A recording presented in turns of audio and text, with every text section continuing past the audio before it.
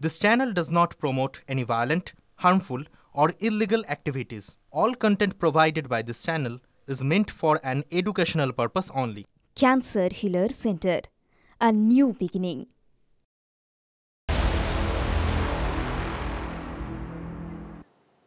দেখছেন টিভি9 বাংলা, রনিপা রয়েছে আপনাদের সঙ্গে। আর এই মুহূর্তে ট্যাংরার খবরে নজর রাখছি আমরা, কারণ অভিষিক্তাতে বাইক দুর্ঘটনা এবং সেই দুর্ঘটনার সূত্র ধরেই ট্যাংরায় দেহ উদ্ধার হলো।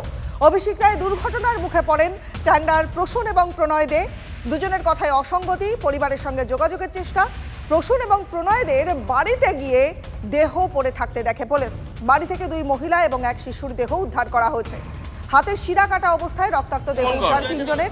মৃত্যুর পিছনে কি কারণ খতিয়ে দেখছে পুলিশ। পুলিশ কমিশনার কি বলছেন শুনবো এই বিষয়ে। আমার কাছে ফুল ডিটেইলস নেই কি কেন হলো, কিন্তু নিশ্চয়ই মানে প্রিলিমিনারি যেটা আমরা জানতে পেরেছি, দেয়ার ওয়াজ সাম ইস্যু, ফাইন্যান্সিয়াল ইস্যু পরিবারের মধ্যে কিছু ছিল যেটা দিয়ে এই ঘটনা হতে পারে, এইরকম একটা কিছু ইন্ডিকেশনস পাওয়া যাচ্ছে, কিন্তু ডিটেইলস যেহেতু আমার কাছে নেই এই মুহূর্তে আমি বলবো না। বাট ইয়েস, বোঝা যাচ্ছে দ্যাট পরিবারের মধ্যেই কিছু ইস্যু আছে। একটা লাস্ট কোয়েশ্চেন স্যার, আমাদের দুজন সহকর্মী সুজয় এবং সায়ন্ত দুজনেই রয়েছেন আমাদের সঙ্গে। আমি প্রথমে সুজয়ের কাছে যাব। সুজয়, ঘটনাটা তো মোটামুটি এইরকম হলো যে অভিষিক্তায় যদি এই বাইক দুর্ঘটনাটা না ঘটতো তাহলে এত বড় ঘটনা সামনে আসতো না। আচ্ছা, এই যে পরিবারের লোকেরা, পরিবারে কজন রয়েছে, পরস্পরের মধ্যে কি সম্পর্ক, সেটা যদি আরেকটু পরিষ্কার করে বলতে।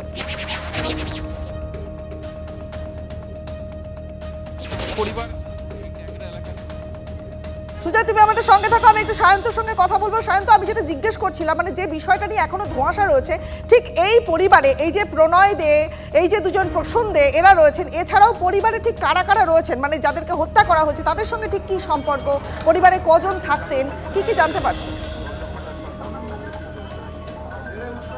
দেখো, পরিবারে যেটা জানতে পাচ্ছি, তারা দুই ভাই এবং দুই ভাইয়ের স্ত্রী আছে এবং তাদের দুই সন্তান রয়েছে, একটা মেয়ে রয়েছে এবং একটা ছেলে রয়েছে, এবং তারা মূলত এই ছজনই ছিল। এবং পাড়া প্রতিবেশীদের একটাই বক্তব্য, যাদেরকে গতকাল পর্যন্ত দেখা গিয়েছে এমন কি ঘটলো যে আজকে এই ধরনের ঘটনা ঘটাতে হলো। এবং দুই ভাই যারা দুর্ঘটনার কবলে না পড়লে হয়তো পুলিশ জানতেই পারতো না যে এই বাড়িতে তিনটি দেহ পড়ে রয়েছে। স্বাভাবিকভাবেই এই বিষয়টিকে ঘিরে কিন্তু যাবতীয় ধোঁয়াশা তৈরি হয়েছে। তাহলে কি খুন করে পালাচ্ছিলেন তারা, অথবা এই ঘটনায় তারা যারা তাদের দেহ পাওয়া গিয়েছে অন্য কেউ খুন করেছিল, বা এই ঘটনার সঙ্গে তারা যারা হচ্ছে দুই ভাই তারা কোনো সুপারি কিলার বা অন্য কোনো কাউকে দিয়ে খুন করিয়ে তারা পালাচ্ছিল। এই যাবতীয় বিষয় কিন্তু একটা ধোঁয়াশার মধ্যে রয়ে গিয়েছে। যদিও পুলিশ কিন্তু একটা বিষয় পরিষ্কার হয়ে গিয়েছে যে কোথাও না কোথাও এই খুনের সঙ্গে একদম প্রত্যক্ষভাবে জড়িয়ে রয়েছেন যে দুই ভাই ধরা পড়েছে এখনো পর্যন্ত তারা, এবং সেই কারণে তারা পালানোর চেষ্টা করছিল এবং দুর্ঘটনার কবলে পড়াতে গোটা বিষয়টি পরিষ্কার হয়। যেই বাড়িটা ঘিরে এই ঘটনা, এই 21/C অটল সুর লেন তুমি দেখতে পাচ্ছ, সে তার আশেপাশে কিন্তু বহু মানুষের ভিড়, তারাও কিন্তু রীতিমতো হতবাক। ইতিমধ্যে কলকাতা পুলিশের গোয়েন্দা শাখা, হোমিসাইড শাখা, এমনকি কলকাতা পুলিশের পদস্থ কর্তারা, জয়েন্ট সিপি ক্রাইম, তিনি পর্যন্ত এসে গিয়েছেন। মূলত কি ঘটনা ঘটেছিল, এমন কি ঘটলো এমন এক সচ্ছল পরিবারে যে এমন একটা বড় পদক্ষেপ নিতে বাধ্য হলেন, সেটাই কিন্তু এখন দেখার।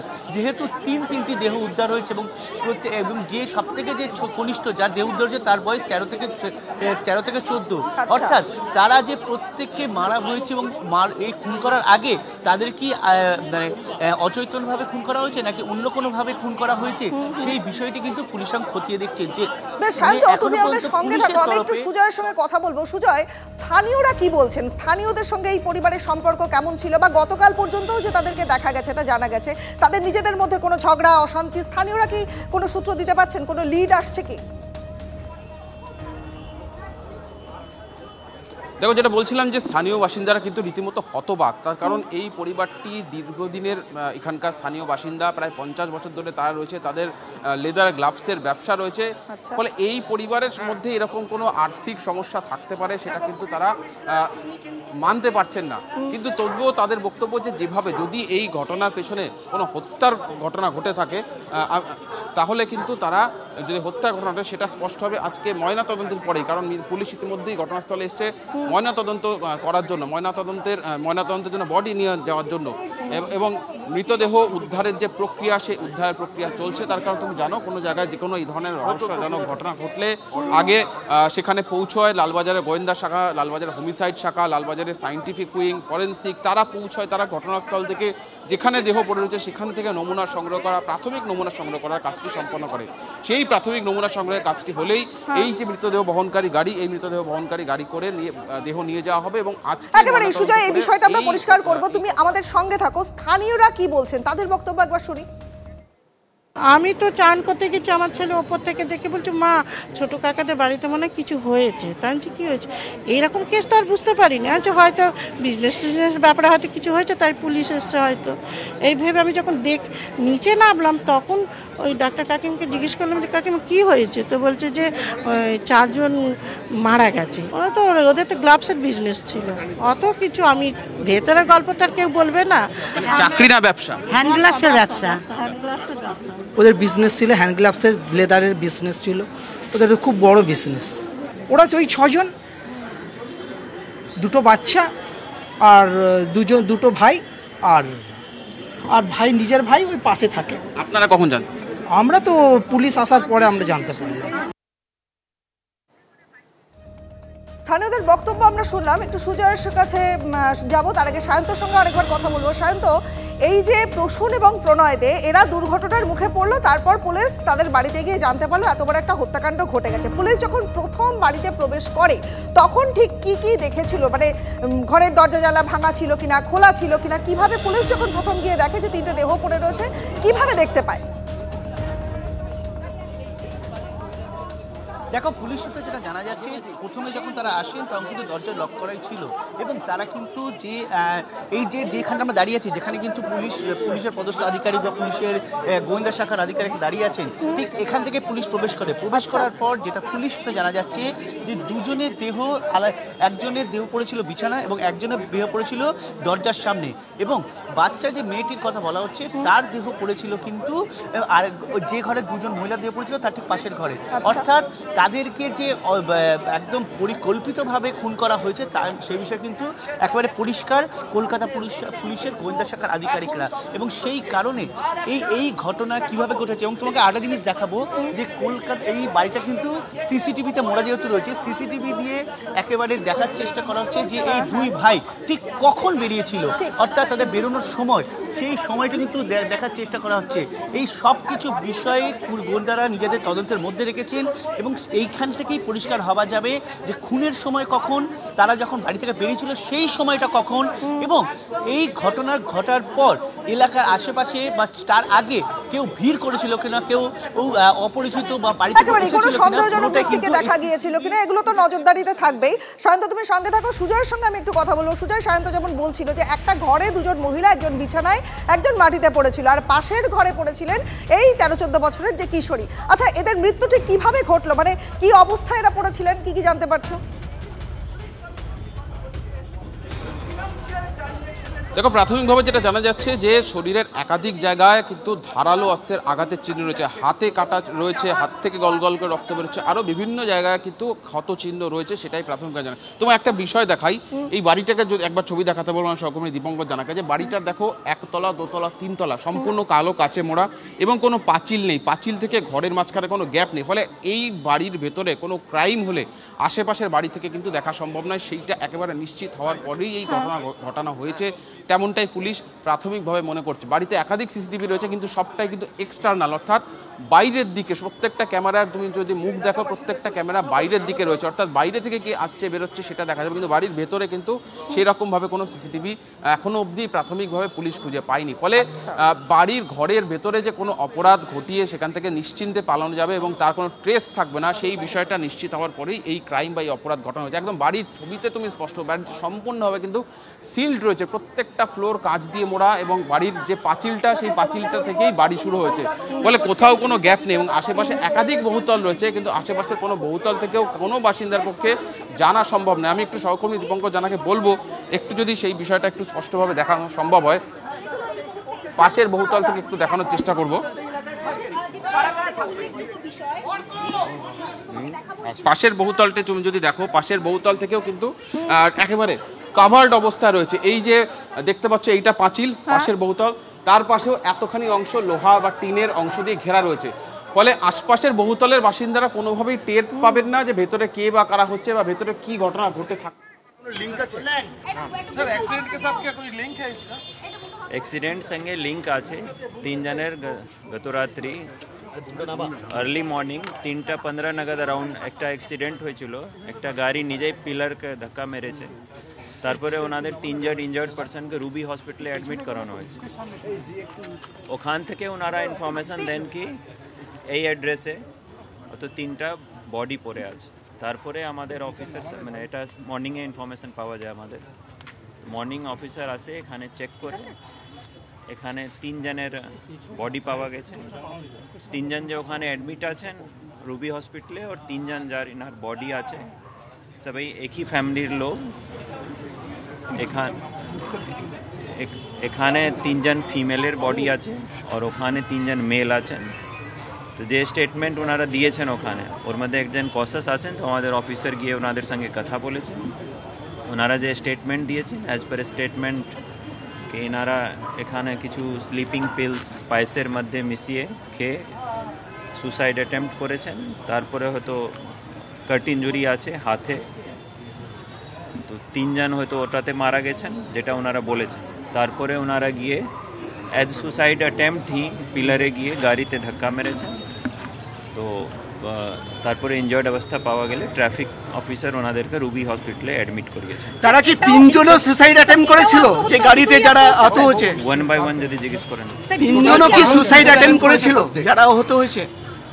অ্যাজ পার স্টেটমেন্ট বলছি আমি, বাকি ইনভেস্টিগেশন এখন হবে। অ্যাজ পার ওনার স্টেটমেন্ট এটাই আছে, এখানে অ্যাটেম্প্ট করেছিলেন তারপরে ওনারা গিয়ে ওখানে অ্যাটেম্প্ট করেছেন। মার্ডারের অ্যাঙ্গেল দেখছেন, খুনের অ্যাঙ্গেলটা দেখছেন?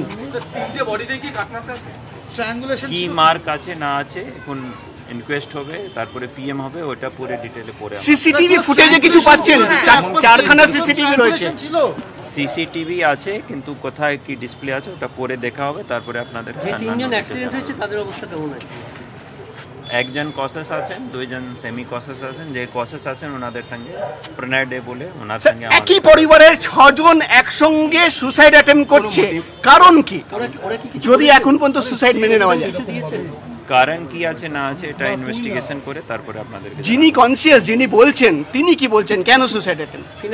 ফিনান্সিয়াল কিছু ওনাদের এটাই আছে কি কিছু ফিনান্সিয়াল লস হয়েছিল ওর জন্য। কিসের ব্যবসা ছিল এদের? না লেদার রিলেটেড কিছু। তো লেদারের ব্যবসায় কি কোনো লস নাকি অন্য কারণের ফিনান্সিয়াল? ফার্দার ইনভেস্টিগেশন করে পরে আপনাদের। কোনো লোনের ভার ছিল, লোন টোনের ব্যাপার ছিল? স্টেটমেন্ট তাদের কোনো স্ট্র্যাঙ্গুলেশন। যেহেতু আপনার প্রশ্ন আছে একটু ইনভেস্টিগেশন হয়, আমাদের ফ্যাক্ট সার্টেন হবে, তারপরে আপনাদের। স্ট্র্যাঙ্গুলেশন কোনো মার্ক পাচ্ছেন? স্ট্র্যাঙ্গুলেশন বা খুনের কোনো মার্ক পাচ্ছেন? ইনজুরি মার্ক রিলেটেড যেটা বললাম, এখন বডি আমরা পিএম জন্য পাঠাবো, পিএম হয়ে গেলে তারপরে আমরা। স্যার বডিগুলো কোথায় পৌঁছেছে স্যার? কোন গাড়ি ছিল sir? Thank you sir Hindi না স্যার।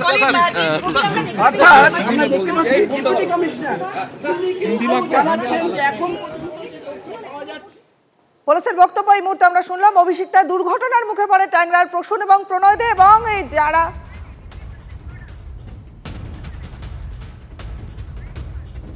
বাড়ি থেকে 2 মহিলা এবং একজন কিশোরীর দেহ উদ্ধার হয়েছে এবং পুলিশের তরফ থেকে জানানো হচ্ছে যে স্টেটমেন্টে বলা হয়েছে যে বিষ খেয়ে আত্মহত্যা করেছেন এই বাড়ির লোকজন এবং তারা কিছু ফিনান্সিয়াল লসে ভুগছিলেন, তাদের কোনো আর্থিক অসঙ্গতি তৈরি হয়েছিল এবং আর্থিক সমস্যার জন্যই তারা এই ধরনের পদক্ষেপ নিয়েছেন। পুলিশের তরফ থেকে স্টেটমেন্টের বলা হচ্ছে সেই বক্তব্য।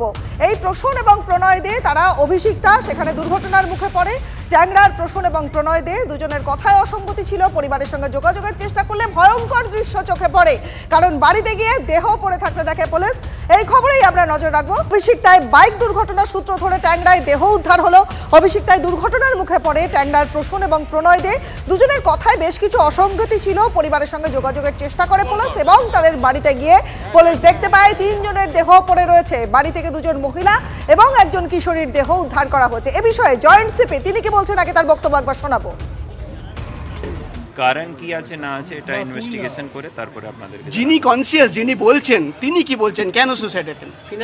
ফিনান্সিয়াল কিছু ওনাদের এটাই আছে কি কিছু ফিনান্সিয়াল লস হয়েছিল ওর জন্য। কিসের ব্যবসা ছিল এদের? না লেদার রিলেটেড কিছু। তো লেদারের ব্যবসায় কি কোনো লস নাকি অন্য কারণের এটা ফিনান্সিয়াল? ফার্দার ইনভেস্টিগেশন করে পরে আপনার কোনো লোনের ভার ছিল, লোন টোনের ব্যাপার ছিল? স্টেটমেন্ট তাদের কোনো স্ট্র্যাঙ্গুলেশন যেহেতু আপনার প্রশ্ন আছে একটু ইনভেস্টিগেশন হয়ে আমাদের ফ্যাক্ট সার্টেন হবে তারপরে আপনাদের স্ট্র্যাঙ্গুলেশন। আমাদের সহকর্মী সায়ন্ত সুজয় দুজনেই ঘটনাস্থলে রয়েছেন। আমি প্রথমে সুজয়ের কাছে যাব। সুজয়, দেখতে পাচ্ছি যে স্নিফার ডগ এসেছে ঘটনা তদন্তের জন্য। একটু ছবিটা যদি দেখাও যে কোথায় দিকে স্নিফার ডগ কোথা থেকে যাচ্ছে, কোন দিকে অনুমান চলছে যে কি কি ঘটতে পারে, একটু যদি ছবিটা। দেখো, ইতিমধ্যেই স্নিফার ডগ নিয়ে আসা হয়েছে ডগ স্কোয়াডের তরফ থেকে, এবং এই যেখানে এই নৃশংস ঘটনাটি ঘটেছে সেই বাড়ির একদম সেখানেই নিয়ে যাওয়া হবে আর কিছু সময়ের মধ্যে। জায়গা ছবিটি আরও একবার দেখাতে বলবো, আমার সহকর্মী দীপঙ্কর জানা রয়েছে। এই সেই বাড়ি 21/23, এই বাড়িতেই এই ঘটনা ঘটেছে এবং যতটুকু জানা যাচ্ছে যে একতলার মধ্যেই এই গোটা ঘটনাটি ঘটেছে। অর্থাৎ তিনজনের যে দেহ পাওয়া গেছে সেটা একতলাতেই, দুটি ঘরের মধ্যে রক্তাক্ত অবস্থায় পাওয়া গেছে।